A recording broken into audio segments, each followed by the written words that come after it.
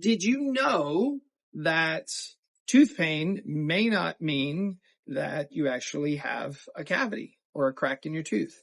So many times whenever patients come see us, um, they're having a problem, a deep cavity, a crack in a tooth, and that all makes sense to us. And sometimes we don't understand the reason why that stuff happens.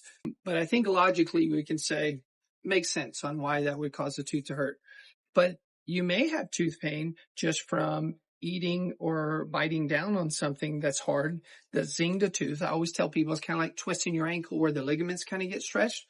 Same thing can happen to a tooth where it gets hit or dinged and it just gets inflamed for a little bit. Oftentimes we just need to give it a break. On a bigger scale, we might be clenching or gritting or grinding our teeth.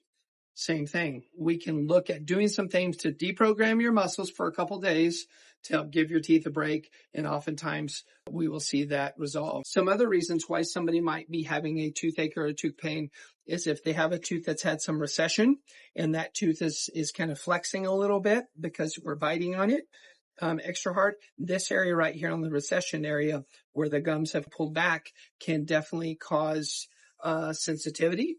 And that could be hot sensitivity, cold sensitivity, and sensitivity to sweets as well.